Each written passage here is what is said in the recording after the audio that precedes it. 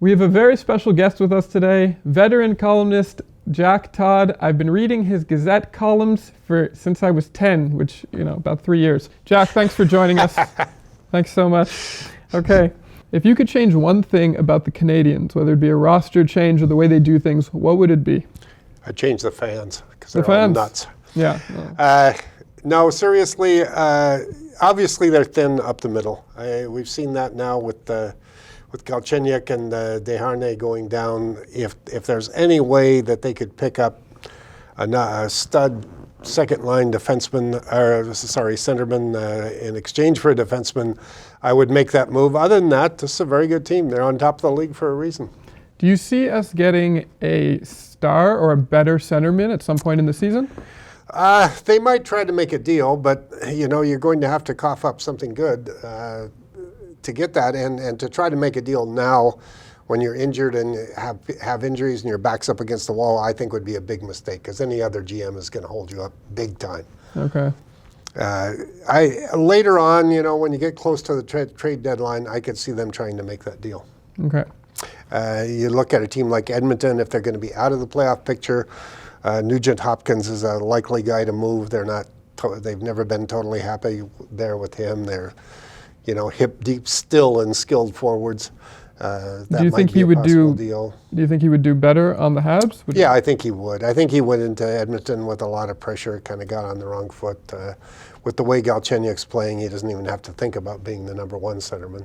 Who do you think they would possibly trade for Nugent-Hopkins? Well, the guy, I know who I would trade. I would trade Beaulieu. Okay. I know he's a good defenseman. He has a high upside.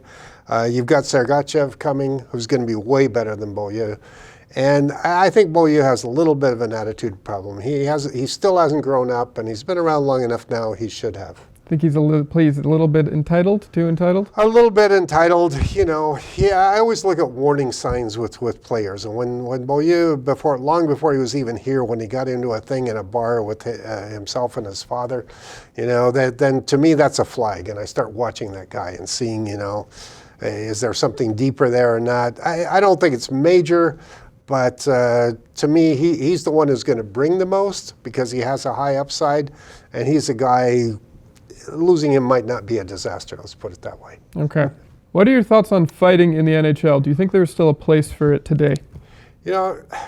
I'm one of those, the tree huggers that Don Cherry hates so much that have been trying to get the fighting banned for, probably as long as I've been writing sports columns. At the same time, I was at the Forum sitting about 6 rows up when Larry Robinson kicked the heck out of Dave Schultz in the 70s. And to me, that was the beginning of the end of the Flyers' little mini dynasty and the beginning of the rise of the Habs. Okay. Because once Robinson and later Pierre Bouchard and a couple of other guys had shown that the Broad Street bullies couldn't push them around, it changed the whole dynamic of the NHL. That kind of fighting I've never really hated. What I hate, and it's become more and more common in recent years, is the two designated goons go out, they look at each other, are we going to go? Yeah, we're going to go, and they have the stage fight. We don't need this. It's just a delay of game, and has, as far as I can see, has zero impact on the game itself. That has to go, and by and large it has, because there aren't many of those guys left.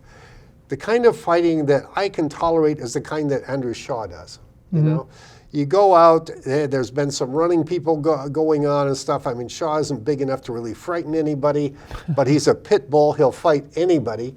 And the way he does it, the emotion he shows, I think that has an impact on your team. Okay. And it sends a bit of a message to the other team that, you start taking liberties with the certain small forwards the Canadians have and stuff, you're going to pay a price. Okay.